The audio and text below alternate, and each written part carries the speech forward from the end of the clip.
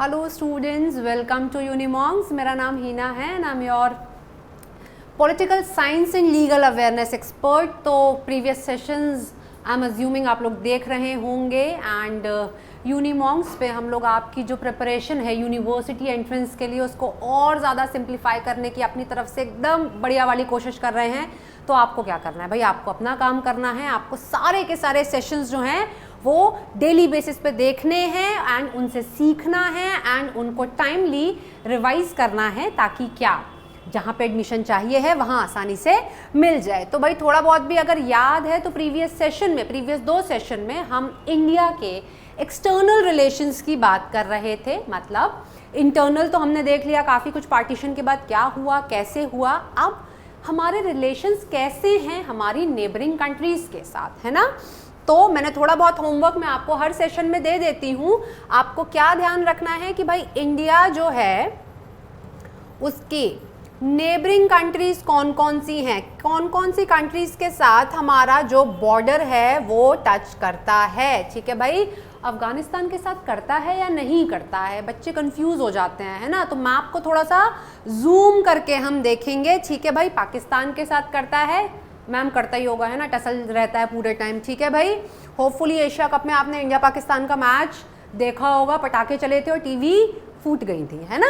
ठीक है भाई, तो पाकिस्तान की बात की, चाइना की बात की, बांग्लादेश की बात की। ये तो चलो आसान से हैं, थोड़ा सा तुक्का भी लगा लेते हैं, स्मार्ट गेसिंग। आप लोग तो स्मार्ट हो ही, खैर, है ना, टेकी हो, मिलेनियल्स हो, सो तुक्का तो लग ही जाएगा। लेकिन तुक्का नहीं लगाना है। कहाँ तुक्का नहीं लगेगा? अगर वो पूछेगा कि म्यांमार के साथ बॉर्डर टच करता है या नहीं करता है, और कौन से स्टेट्स हैं जिनके साथ म्यांमार का बॉर्डर टच करता है, फिर एग्जामिनर को पता है बच्चों की फिरकी जो है वो कैसे लेनी है। तो मैंने आपको मल्टीपल टाइम्स बोला है, क्या वो जो नॉर्थ ईस्ट वाले स्टेट्स हैं, है ना, नॉर्थ ईस्टर्न जो स्टेट्स हैं, हमें उनको अच्छे से प्रिपेयर करना है। उनकी मैपिंग प्लस उनकी कैपिटल्स याद होनी चाहिए हैं, है ना। नहीं तो नागालैंड, कोहिमा में ही कंफ्यूज हो जाओगे कौन स्टेट था, कौन किसकी कैपिटल थी। ठीक है भाई, तो नेबरिंग कंट्रीज भी आपको याद करनी है कि किस कंट्री के साथ सबसे ज़्यादा बॉर्डर हम शेयर करते हैं और किस कंट्री के साथ हम सबसे कम बॉर्डर शेयर करते हैं। मोस्ट ऑफ द टाइम्स ये देखा गया है पेपर में कि एग्जामिनर जो है वो आपसे असेंडिंग या डिसेंडिंग ऑर्डर पूछ लेता है। अब आप बोलोगे मैम ये तो ज्योग्राफी है ना। नहीं, ये पॉलिटिकल साइंस है भाई। वो क्या करेंगे, वो देखेंगे कि आप किस तरीके से कनेक्ट करके 2 टॉपिक्स को पढ़ रहे हो, है ना। ठीक है, तो हमेशा ज्योग्राफी और हिस्ट्री से कनेक्ट करके पढ़ना है। प्रीवियस 2 सेशन की बात करें तो फॉरेन पॉलिसी क्या होती है ये हमने डिस्कस किया था। इंडिया ने अपनी फॉरेन पॉलिसी कैसे बनाई ये हमने डिस्कस किया था। जवाहरलाल नेहरू का क्या रोल था उस पॉलिसी में, ठीक है, क्योंकि वो देश के क्या थे, पहले प्राइम मिनिस्टर थे, तो उनका रोल हमने डिस्कस किया। ठीक है, मेजर एलिमेंट्स क्या थे इंडिया की फॉरेन पॉलिसी के, सोवरेनिटी एंड पीस, डिटेल में हमने उसको डिस्कस किया। और उसके बाद जो बेसिक प्रिंसिपल्स थे उनको हमने डिस्कस किया। ठीक है, आज के सेशन में क्या नया सीखने को मिलने वाला है तो फटाफट से देखेंगे भाई। हाँ, आज क्या है, पार्ट 3। ठीक है, पार्ट 3। सो आज का लेक्चर देखने के बाद, अच्छे से समझने के बाद, थोड़ा आंखें और कान खोल के बैठना बिल्कुल। हम आज जानेंगे एफ्रो एशियन यूनिटी के बारे में। ठीक है भाई, तो एशिया फटाफट से अपनी एटलस पे मार्क करना, कहाँ पर कॉन्टिनेंट है, आसपास जो भी इंपॉर्टेंट वाटर बॉडीज हैं, ओशियंस हैं, कुछ भी हैं, उनको थोड़ा सा देख लिया करो, है ना। इसके अलावा अफ्रीका, एफ्रो मतलब अफ्रीका, है ना। तो भाई अफ्रीका कितनी दूर है, बीच में क्या है क्या नहीं है, हम कैसे जाएंगे अफ्रीका। ठीक, तो ये हमको क्या करना है, देखना है। खैर मैंने आज वर्ल्ड मैप इंक्लूड किया हुआ है, ठीक है, तो मैं आपको बताऊंगी भी। इसके बाद एक काफ़ी इंपॉर्टेंट टर्म है अपार्थीड। ठीक, तो क्योंकि अफ्रीका से ही जुड़ी हुई है, ये आज आप जानोगे, इसका मीनिंग जानोगे, और कौन से इंटरनेशनल लेवल के जो लीडर्स थे जिनका नाम जुड़ा हुआ है इस मूवमेंट के साथ, उनके बारे में जानेंगे। ठीक है भाई, इसके बाद रेसिज्म के बारे में जानेंगे। देखो बेसिक सी ये डेफिनेशन है, आपको इन पे क्लैरिटी होनी चाहिए है, विकिपीडिया पे पढ़ लेना।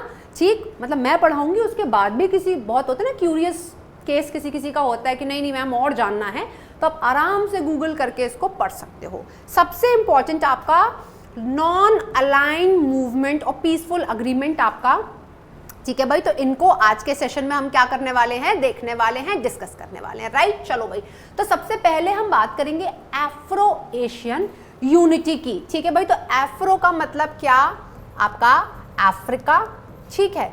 एशियन मतलब ऑब्वियसली एशिया, और यूनिटी तो आपको पता ही है ना। ठीक है भाई, तो दोनों की यूनिटी क्यों इंपॉर्टेंट है, कैसे इंपॉर्टेंट हुई, ये हम जानेंगे। तो जवाहरलाल नेहरू का जो एरा था, जब वो हमारे लीडर थे, जब वो प्राइम मिनिस्टर थे, उस समय ऐसा बोला गया, ऐसा जाना जाता है that era marked the establishment of contacts between India and other newly independent states in Asia and Africa। जैसा कि प्रीवियस सेशन में हमने डिस्कस किया था कि कोल्ड वॉर के बाद क्या, कोल्ड वॉर के बाद आपके दो मेजर ब्लॉक्स थे ना बच्चों, United states of America and दूसरा आपका क्या था, यूएसएसआर। अच्छा अब देखो, प्रीवियस से मतलब प्रीवियस से भी प्रीवियस और उससे भी प्रीवियस वाले सेशन में मैंने आपको बताया था कम्युनिस्ट, कैपिटलिस्ट और सोशलिस्ट तीनों में क्या डिफरेंस होता है। होपफुली अभी तक आपको याद होगा। तो जो यूएसए था ना, उसने हमेशा in fact till date capitalist economy है वहाँ की, है ना। मतलब प्राइवेट सेक्टर जो है वो क्या करता है, डोमिनेट करता है। ज़्यादातर पावर जो है वो किसको दी गई है, प्राइवेट सेक्टर को दी गई है। वेयर एज यूएसएसआर, जब हम आपकी क्लास 12th की दूसरी वाली जो एनसीईआरटी है उसको स्टार्ट करेंगे तो मैं आपको बताऊंगी कि यूएसएसआर का फॉर्मेशन कैसे रशियन रिवॉल्यूशन के बाद हुआ था। ठीक है भाई, एंड आपका ये क्वेश्चन भी पूछा है सीयूईटी के एग्जाम में यूएसएसआर के बारे में, बड़ा बेसिक सा क्वेश्चन पूछा था। ठीक है भाई, तो हम यूएसएसआर के बारे में जानेंगे कि भाई उनका जो गोल था वो क्या था, सोशलिस्ट, है ना, सोशलिज्म को फॉलो करते थे कि भाई क्या इगैलिटेरियन सोसाइटी, इक्वालिटी की बात करते थे कि भाई सबको जीने का अधिकार है, ज़्यादातर चीज़ें सरकार को दे दो, प्राइवेट सेक्टर का हमेशा वो लोग अपोज करते थे। तो ये दो ब्लॉक्स थे, बताया मैंने आपको, ये मेजर ब्लॉक्स थे। अब इंडिया इंडिया और बाकी जो बडिंग छोटी छोटी जो कंट्रीज थी जिनके ऊपर पहले ब्रिटिशर्स ने रूल किया, अब हो गई इंडिपेंडेंट। अब उन्होंने सोचा कि भाई कहाँ जाएं, यूएसए का साथ दें मतलब प्राइवेट सेक्टर, या यूएसएसआर का साथ दें, है ना, कंफ्यूज हो गए। तो इंडिया और बाकी सारी जो कंट्रीज थी उन्होंने मिलकर क्या बनाया, मैंने आपको बताया था थर्ड वर्ल्ड। ठीक है, थर्ड वर्ल्ड बनाया कि ना दाएं जा रहे हैं ना बाएं जा रहे हैं, हम तो न्यूट्रल रहेंगे भाई, ना यूएसए ना यूएसएसआर, हम क्या हैं, ट्रू सेंस में इंडिपेंडेंट हैं। ठीक है, तो जब इन कंट्रीज ने ये डिक्लेयर कर दिया कि हम किसी भी पावरफुल ब्लॉक के साथ एसोसिएट नहीं होंगे, अपना नाम नहीं जोड़ेंगे, तब they came into contact with each other, एक दूसरे से बात होनी शुरू हुई। क्लास में होता नहीं है कि दो तीन बच्चे ऐसे होते हैं जिनकी बनती ही नहीं है क्लास में किसी और से, तो उनकी आपस में बड़ी अच्छी दोस्ती हो जाती है, जो अपने आप को एकदम आइसोलेट करके रखते हैं, वैसा सा हुआ।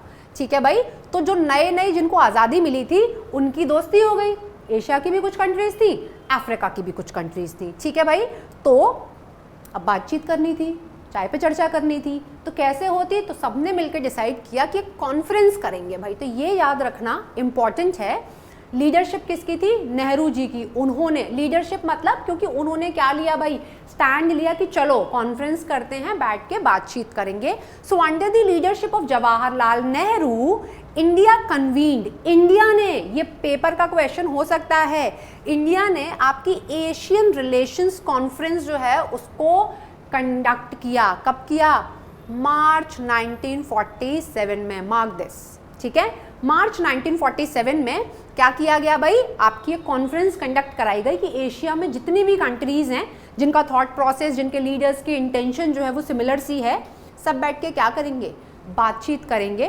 प्लान बनाएंगे कि आगे जो है फ्यूचर में हमें क्या करना है और कैसे करना है। वो गोवा वाली ट्रिप का एग्जाम्पल याद है आपको, अगर गोवा जाना है, सिमिलर से इंटरेस्ट है, 5 लोगों को गोवा जाना है, तो सारे दोस्त एक के घर पे बैठ के प्लान करते हैं ना कि ये अपना बजट है, ट्रेन से जाएंगे, फ्लाइट से जाएंगे या बस से जाएंगे, 3 स्टार में रुकेंगे या किसी हॉस्टल में रुकेंगे, कैसे प्लान आउट करते हैं, है ना। तो बस वैसा सही था।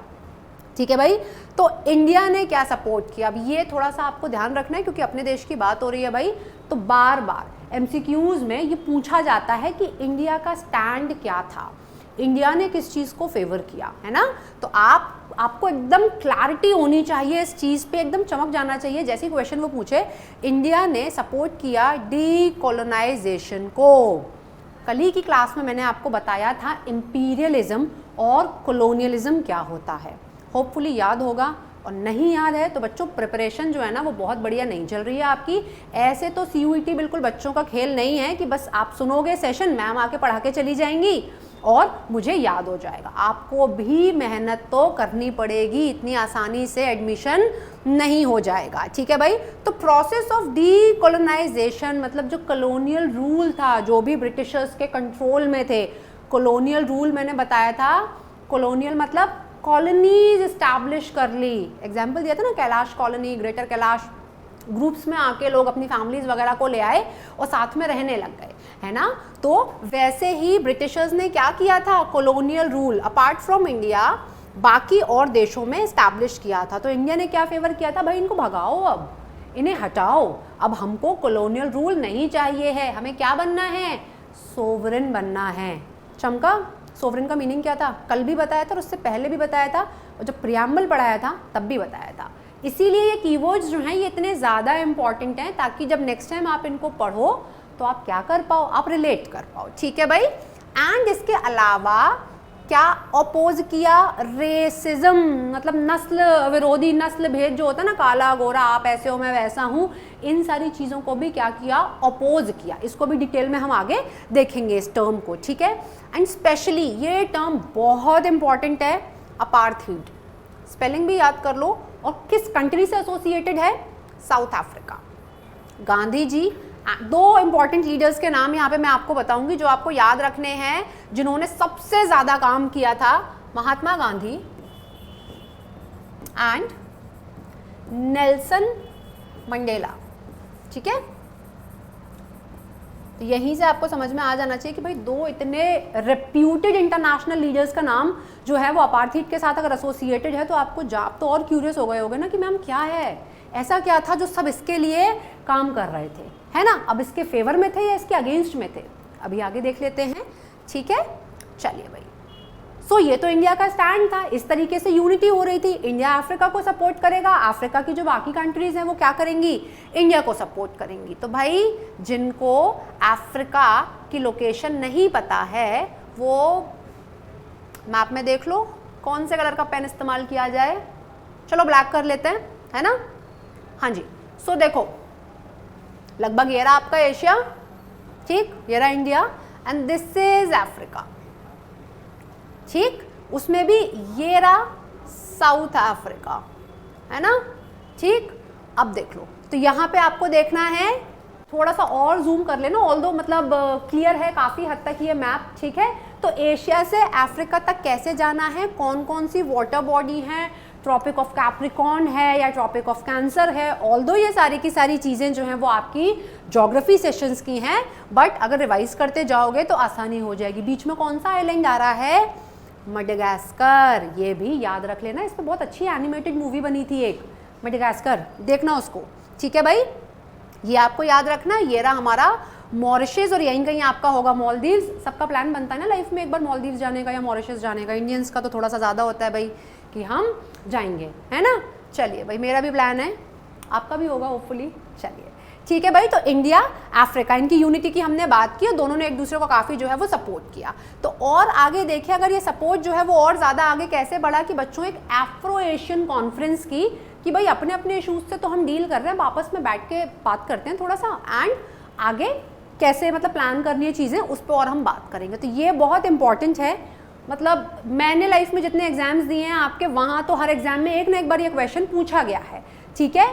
तो इंडोनेशिया की सिटी थी कहाँ पे, बांदुंग में, तो ये आपको पता होना चाहिए, पेपर में वो पूछ लेंगे क्या कि कहाँ पे थी, इंडोनेशिया में बांदुंग नाम का जो शहर था वहाँ पे ये कॉन्फ्रेंस हुई। बच्चों कब हुई, 1955 में हुई। तो जनरली ये एक टेंडेंसी होती है कि जिस शहर में कॉन्फ्रेंस होती है ना, तो वो कॉन्फ्रेंस उस शहर के नाम से ही जानी जाती है, इसीलिए उसे क्या बोला गया, बांदुंग कॉन्फ्रेंस बोला गया। तो देखो यहाँ पे ना, अब मैं आपको बताती हूँ कि एक स्टेटमेंट में से कैसे 3-4 तरीके से क्वेश्चन बन सकता है।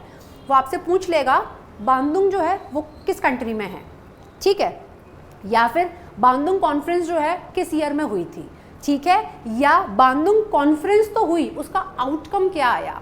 कॉन्फ्रेंस करने के बाद कुछ डिक्लेरेशन होता है ना, सारे के सारे देश डिक्लेयर करते हैं कि भाई 2-3 घंटे 4 घंटे बैठ के हमने बात की तो क्या हमारा कंक्लूजन निकला या what we have decided, right. So establishment of NAM NAM। अब मैम ये NAM क्या आ गया, this is non aligned movement, ठीक है भाई। तो ये आपको क्या करना है, ध्यान रखना है। So this is your non aligned movement, ठीक है, बहुत बढ़िया।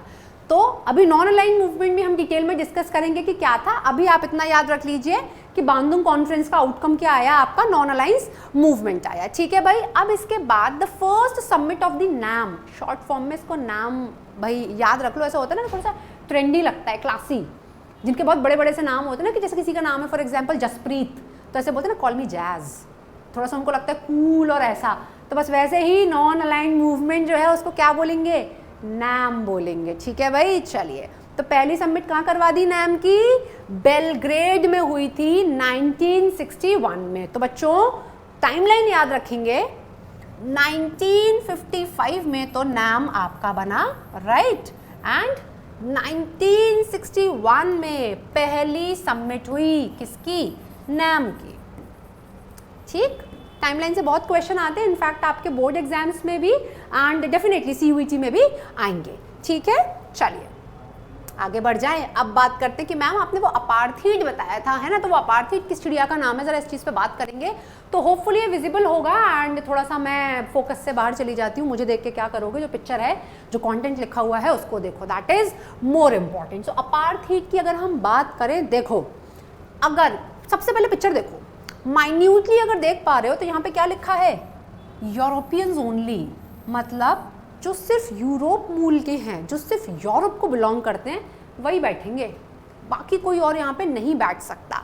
यहाँ पे क्या आ गया, रेसिज्म आ गया, है ना, मतलब एशियन, ठीक, अफ्रीकन, अमेरिकन, अमेरिका में भी साउथ अमेरिका और नॉर्थ अमेरिका, ठीक है भाई।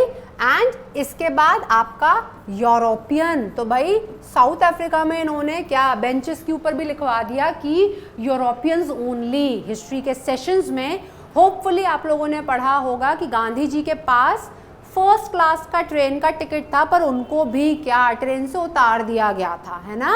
तो क्या होता था, ये सॉर्ट ऑफ डिस्क्रिमिनेशन होता था, ठीक है भाई। सो अपार्थीड जो है वो आपका क्या है, इट इज अ सिस्टम, एक सिस्टम था रेसिस्ट सेग्रीगेशन का। काले को गोरे से अलग कर दो, भाई आप काले हो तो आप यहाँ नहीं बैठोगे, हम गोरे हैं तो वी आर सुपीरियर, है ना, ठीक है भाई। तो ऐसा कुछ नहीं होता, राइट। और इसी का इस्तेमाल करके, ये रेसिज्म का, अपार्थीड का इस्तेमाल करके पॉलिटिकल और इकोनॉमिक ऑपरेशन, मतलब जो लोग आपके ब्लैक जो लोग थे, जो लोग डार्क कॉम्प्लेक्शन के थे, उनको क्या किया, उनको ऑप्रेस किया गया, उनको दबाया गया, ठीक है। उनको उतने सारे पॉलिटिकल और इकोनॉमिक राइट्स नहीं दिए गए, उनको अच्छे हाई प्रोफाइल जॉब्स पे रिक्रूटमेंट नहीं दिया गया, है ना, उनके साथ बहुत डिस्क्रिमिनेशन किया गया, राइट। तो ये आपका कहाँ हो रहा था, ये साउथ अफ्रीका में हो रहा था, है ना। तो मेजर जो अपॉर्चुनिटीज थी वो क्या की गई भाई, उनको मना कर दी गई कि हम आपको इक्वल राइट्स जो हैं वो नहीं देने वाले हैं, किसको, जो ब्लैक्स थे उनको। तो अपार्थीड को हमेशा साउथ अफ्रीका के रेफरेंस में हमें पढ़ना है। और इसी के अगेंस्ट मैंने आपको बताया महात्मा गांधी और नेल्सन मंडेला, दोनों ने क्या किया भाई, काम किया, ठीक है। तो ये दोनों नाम बहुत इंपॉर्टेंट है और हमें याद रखना है कि अपार्थीड जो है वो किसके साथ, साउथ अफ्रीका के साथ एसोसिएटेड है, ठीक है।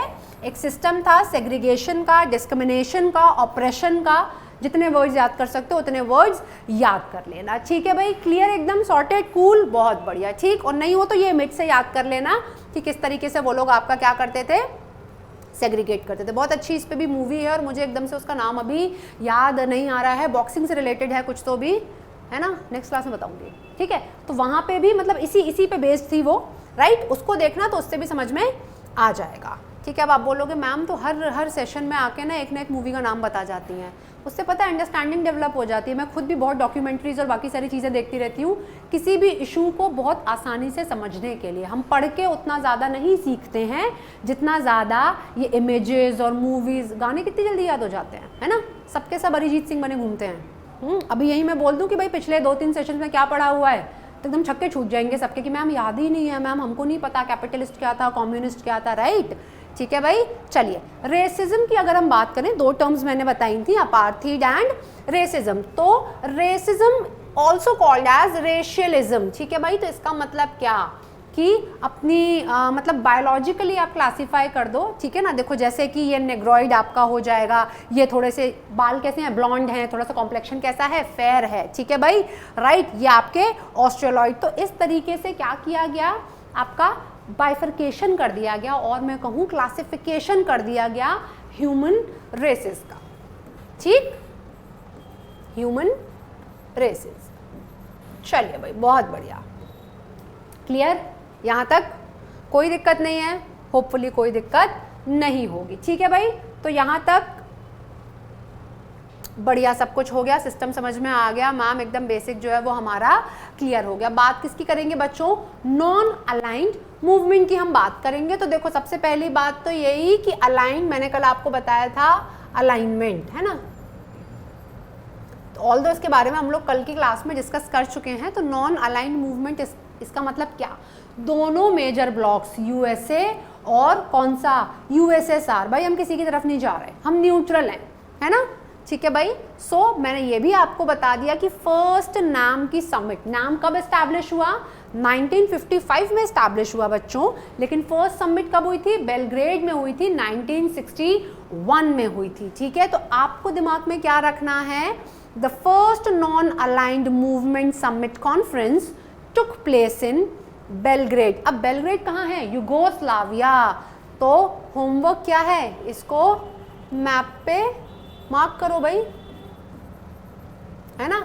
और पॉलिटिकल साइंस के साथ साथ क्या, ज्योग्राफी भी अपना करते जाओ। ठीक है भाई, कब हुई थी, एग्जामिनर को थोड़ा और मजे लेने होंगे ना आपके, तो पता है वैसे पहले तो अगर एग्जामिनर सीधा साधा है, उसने बोला है ठीक है यार छोटे बच्चे हैं 1961 ही पूछ लो, पर नहीं कोई मेरे जैसा फंस गया तो उसको होगा अच्छा ऐसे कैसे इनको आसानी से DU JNU में एडमिशन मिल जाएगा, इनसे ये भी पूछो सितंबर में हुई थी या अक्टूबर में हुई थी, देखें तो कितना प्रिपेयर किया हुआ है, राइट। तो याद रख लेना, कोई दिक्कत नहीं है, 2-4 बादाम एक्स्ट्रा खा के जाना पेपर वाले दिन। सो सितंबर 1961 में बेलग्रेड यूगोस्लाविया में आपकी क्या हुई थी, मीटिंग हुई थी। तो मैम क्यों हुई थी, ऑब्जेक्टिव क्या था, आज के डेट में कितनी कंट्रीज जो हैं वो एसोसिएटेड हैं नाम के साथ, क्या अभी भी इसका कोई रेलेवेंस है ना, अभी भी कुछ सिस्टम चल रहा है, कोई कॉन्फ्रेंसेस होती हैं, क्या इंडिया पार्टिसिपेट करता है या नहीं करता है, कितने सारे क्वेश्चंस आ गए।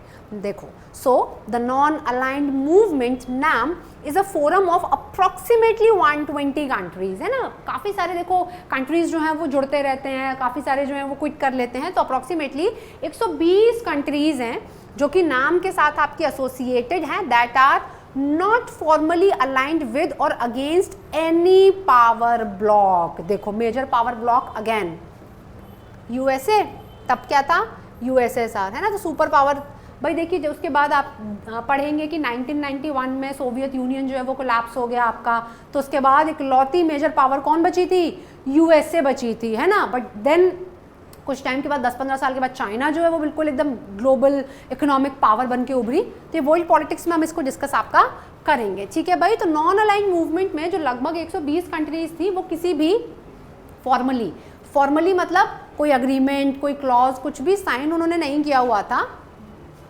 And they were not associated with any major power bloc, ठीक है भाई।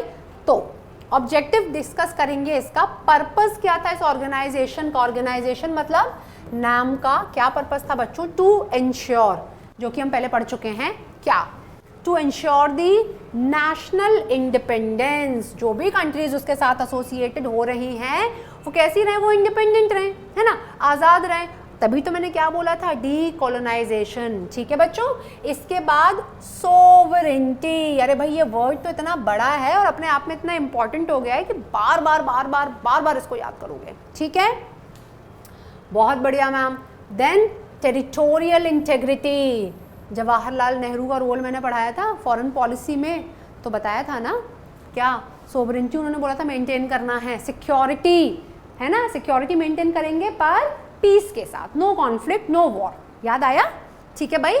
अरे याद नहीं आता है तो भाई याद किया करो, मैं इतना चीखती रहती हूँ यहाँ पे और देखा होगा आपने पानी भी नहीं पीती हूँ बीच में। ठीक है, तो पढ़ लो थोड़ा सा, तरस खाओ मैम पे। तो security of non aligned countries, भाई अब जो भी कंट्रीज हैं, जो भी किसी मेजर पावर ब्लॉक के साथ एसोसिएटेड नहीं है, उनकी सिक्योरिटी भी हमको देखनी है, पर मेनली क्या, पीस। हम वॉर नहीं करेंगे भाई, बहुत हो गया लड़ाई झगड़ा, देख लिया हमने वर्ल्ड वॉर 1 में, वर्ल्ड वॉर 2 में क्या होता है, डिस्ट्रक्शन होता है। ठीक है भाई।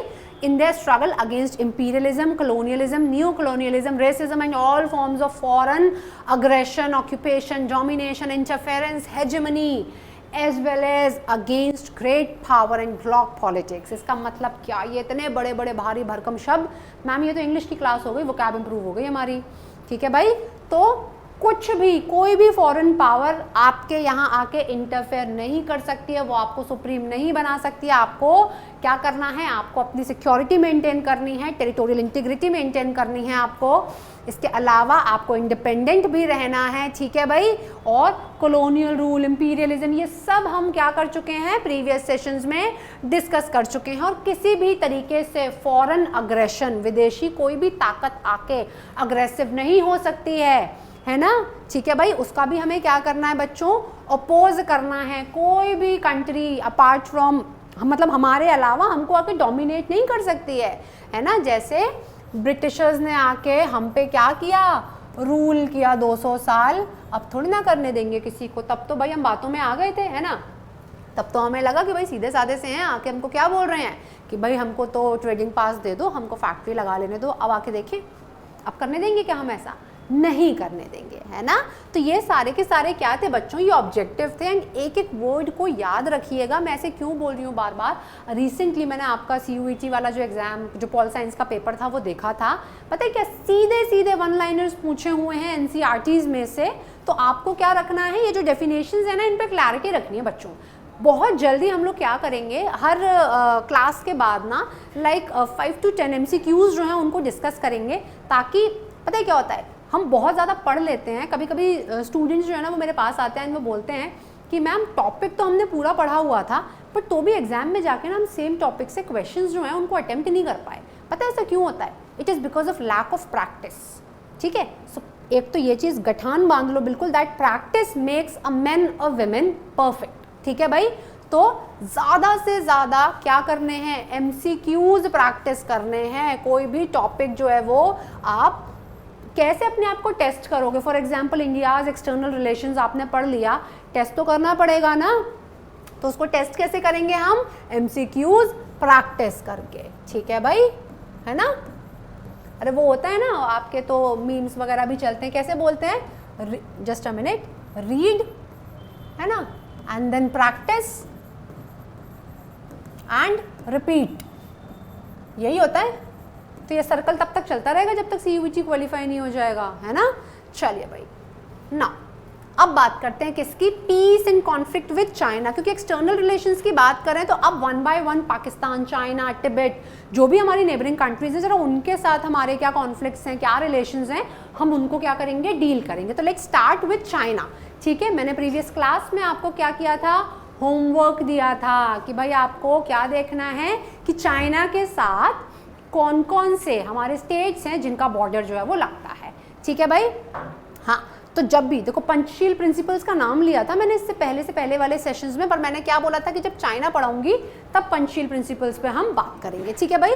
तो पंचशील, पंच इज 5, है ना। तो ये क्या है, 5 प्रिंसिपल्स हैं, द 5 प्रिंसिपल्स ऑफ पीसफुल को existence.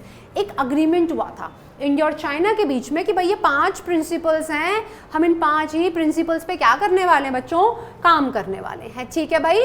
So the 5 principles of peaceful coexistence agreement, it was signed between, this is very important, between the Indian prime minister, just a minute, yes, the Indian prime minister Jawaharlal Nehru and the Chinese premier, अब भाई pronunciation बड़ा difficult सा है ना, तो mister ZN Lai। कब, on 29th of April 1954। ये date याद रखनी है। ठीक है भाई। तो 29 अप्रैल 1954 को क्या किया गया था, ये जो अग्रीमेंट है ये साइन किया गया था, और किन लीडर्स के बीच में साइन किया गया था, याद रखो इसको, ठीक है भाई।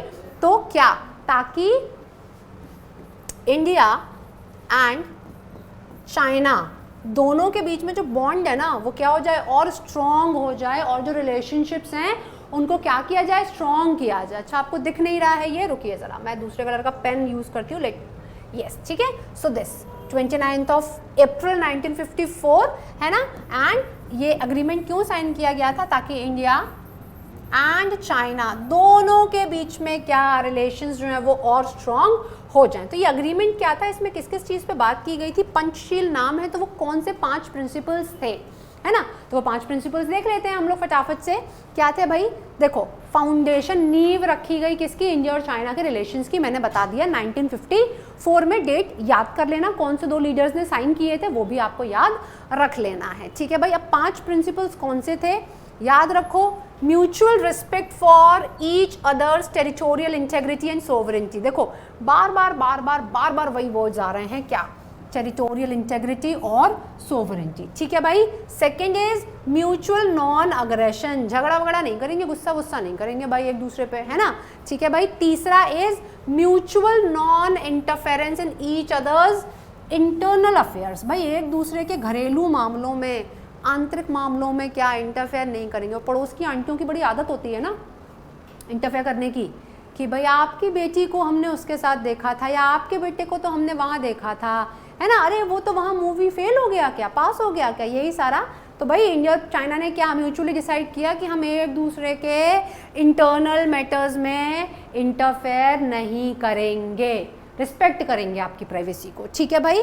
इक्वालिटी और म्यूचुअल बेनिफिट की बात होगी हमेशा, और पीसफुल कोएग्जिस्टेंस, भाई देखो इतना बड़ा बॉर्डर शेयर करते हैं हम एक दूसरे के साथ, तो शांति से रहेंगे, है ना, झिकझिक नहीं चाहिए भाई। चलो ठीक है, तो बच्चों ये 5 याद रखना, हो सकता है पेपर में, पता है क्वेश्चन, ऑल जब मैं प्रैक्टिस करवाऊंगी तो मैं भी इसी तरीके के क्वेश्चंस जो है वो फ्रेम करूंगी, हो सकता है पेपर में वो आपसे ये पूछे क्या, कि 4 स्टेटमेंट आपको दे दे एंड ये बोले कि भाई इनमें से कौन सा जो है वो आपका पंचशील अग्रीमेंट का, या तो मतलब अग्रीमेंट का कोई बेसिक प्रिंसिपल है या नहीं है, ठीक है भाई। तो ये आपको क्या करना है, ध्यान रखना है, ठीक है। चलिए फटाफट से तिब्बत के बारे में और बात कर लेते हैं, राइट। तो तिब्बत क्या है, लोकेशन मार्क करो भाई मैप पे, तिब्बत एक प्लेट्यू है ऑफ सेंट्रल एशियन रीजन, जिसके मेजर इश्यूज हैं कि भाई हिस्टोरिकली ना इंडिया चाइना के बीच में बहुत टेंशन रहती है तिब्बत को लेके। क्यों रहती है, क्योंकि जब पंचशील अग्रीमेंट 1954 का आपका साइन हो गया ना, तो भाई इंडिया ने क्या किया, इंडिया ने कंसीड किया कि चाइना का जो क्लेम है तिब्बत के ऊपर उसको लेके, ठीक है। अब दिक्कत और ज्यादा कैसे बढ़ी, 1959 में तिब्बत के स्पिरिचुअल लीडर, सबने नाम सुना होगा, दलाई लामा, ठीक है भाई, उनको क्या किया गया, इंडिया के द्वारा असाइलम दिया गया, वो वहां से आए और उन्होंने रेफ्यूजी असाइलम, अभी समझाऊंगी, ठीक है भाई, जिसकी वजह से इंडिया और चाइना के बीच में क्या हो गया, टसल हो गया। भाई चाइना ने बोला आपने ऐसे कैसे इनको असाइलम दे दिया, है ना, ठीक है भाई। तो दोनों देशों के बीच में क्या हो गया, झगड़ा हो गया। असाइलम क्या है, असाइलम क्या होता है, protection that a government gives to people who have left their own country usually because they were in danger for political reasons, है ना। तो चाइना और तिब्बत का जो टसल था उसकी वजह से तिब्बत के जो लीडर थे कौन, दलाई लामा, वो प्रोटेक्शन लेने के लिए कहाँ आ गए, इंडिया आ गए। तो इंडिया ने उनको क्या दे दिया, असाइलम दे दिया, ठीक है भाई। तो इसकी वजह से चाइना जो है वो क्या हो गया, नाराज हो गया, और वहीं से इंडिया और चाइना के जो रिलेशंस हैं वो और ज़्यादा क्या हो गए बच्चों, खराब होते चले गए, ठीक है भाई। तो आज के सेशन को इतना ही रखेंगे एंड राइट, आज के सेशन को हम इतना रखेंगे। तो आज हमने क्या सीखा, थैंक यू नहीं, अभी नहीं, पहले रुक जाओ ज़रा। हाँ, तो आज हमने क्या सीखा, आज हमने सीखा, आप बताओगे, मुझे रिकॉल करवा दो ज़रा क्विक रिकैप, कि नाम क्या है। अब आप बोलो मैम नाम में क्या रखा है, अरे नाम में ही सब कुछ रखा हुआ है ना, रोल नंबर के बाद नाम ही लिखा होता है कि ऑल इंडिया रैंक 1 किसको आई है, कोई रोल नंबर नहीं याद करता कि 320 को ऑल इंडिया रैंक 1 आ गई, नाम याद होता है, ठीक है भाई। तो यहाँ पे नाम क्या है, नॉन अलाइंड मूवमेंट की हम बात कर रहे हैं, इसके प्रिंसिपल्स की बात कर रहे हैं, अफ्रो एशियन यूनिटी की आज हमने बात की, और यहीं से हमने किसकी बात की भाई, पंचशील अग्रीमेंट की आपकी बात की, ठीक है भाई, पंचशील अग्रीमेंट की आपकी बात की, है ना। तो ये सारी चीज़ें हमने सीखी एंड इसके बाद ये देखा कि चाइना के साथ रिलेशंस कैसे थे, पर भाई असाइलम दे दिया दलाई लामा को, तो उसके बाद रिलेशंस जो हैं वो थोड़े से बिगड़ गए। आगे यहीं से हम लोग कंटिन्यू करेंगे और देखेंगे पाकिस्तान, श्रीलंका, बांग्लादेश के साथ इंडिया के रिलेशंस जो हैं वो कैसे हैं, हम लोग क्या पॉलिसीज़ जो हैं वो फॉलो करते हैं, ठीक है भाई। तो होपफुली ये सेशन आप लोगों ने एंजॉय किया होगा, मज़ा आ रहा होगा, काफ़ी इंटरेस्टिंग टॉपिक है बच्चों। अभी जाना नहीं है, अभी आपको क्या करना है, अभी मैं आपको बोलूँगी कि भाई इसी तरीके के और लेक्चर्स देखने के लिए अपार्ट फ्रॉम पॉलिटिकल साइंस आपको क्या करना है, यूनिमॉन्ग्स का यूट्यूब चैनल जो है उसको सब्सक्राइब कर दो फटाफट से, सो दैट कोई भी इंपॉर्टेंट इन्फॉर्मेशन CUET से रिलेटेड हो वो मिस नहीं होनी चाहिए है। अपनी प्रिपरेशन को और रॉक सॉलिड बनाओ भाई एकदम से, ताकि एक ही अटेम्प्ट में इतने बढ़िया मार्क्स आ जाएं कि एक ही बार में आपका एग्जाम जो है वो क्वालिफाई हो जाए, ठीक है भाई। चलिए, so thank you so much for watching this video, bye bye, take care students, thank you.